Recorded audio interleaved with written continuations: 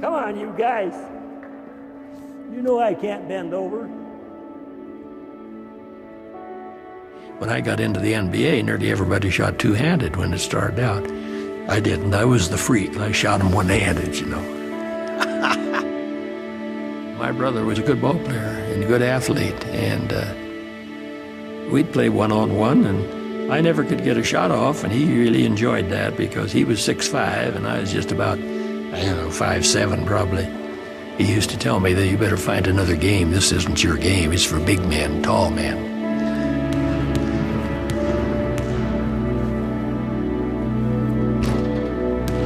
High on the board, sailors. Somehow the idea come to me as if I jump up, and I knew I could jump, I'd jump straight up, bring the ball up right over my head, and I let it go, and the thing went in. His feet was on the ground. He hadn't even left the floor. And he said, Kenny, you may have something there. He says, you better develop that shot. It took years. It didn't happen overnight to get a jump shot, but it was the idea behind it. Kids in their community started trying to imitate that shot as soon as they saw it in Life magazine. And I've had people tell me, even ball players tell me, that that's the first picture I ever saw of a jump shot. If you look, everybody's bound to the floor, their feet, except mine, and that was one of the standard rules in my day, was in defense or on offense, you never left the floor. Every time he comes in here, somebody knows him. Yeah, it's pretty popular. I'm not popular, that jump shot's popular. But he doesn't really take credit for it. He really doesn't. Yeah. But who would know who's the first kid that jumped in the air and shot a basketball? Just take it and run with it. You know, who would possibly know? Did good to you. Ray Meyer from DePaul, who coached there for many, many years, he said it the best, I think. Sailors may not have been the first player to jump in the air and shoot the ball, but he developed the shot that's being used today.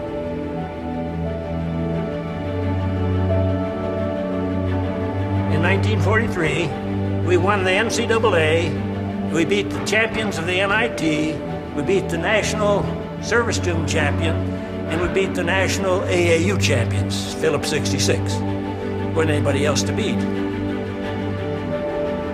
I went as far as I could go in basketball, but that still wasn't enough, so I went into the pros and played long enough to get a pension in the NBA. Basketball was just about my whole life when I was growing up.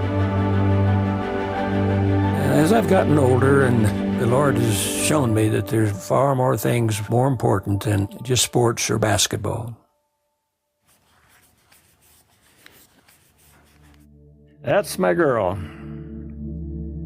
60 years. My life I spent with that girl. My wife and I had a wonderful marriage, and it lasted a long time. We enjoyed living with each other. We enjoyed our family. I don't know how it could have been any better. She contacted this, dementia. And gradually you lose your memory of things way back. The doctors told me she wasn't going to be around too much longer. It's tough. But the Lord gives you strength that you don't even know where it comes from. He just gives you the strength to go through most anything.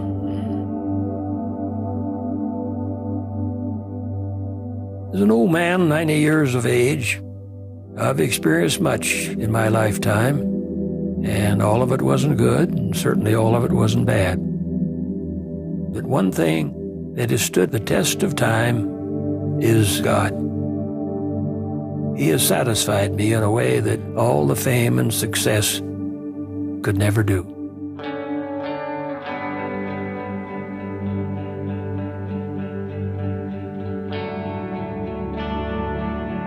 Nothing does compare with my experience with Christ and the life that I've had in Him.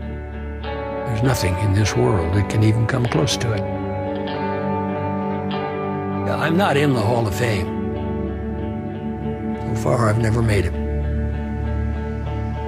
If I were to make the Hall of Fame today, it'd be nice. I mean, I'm a human being just like everybody else. But I know I belong to the greatest Hall of Fame that any man or woman can ever belong to. And when you belong to that, and you know you belong to it, you don't worry about these Halls of Fame that men create down here. Don't mean that much to you.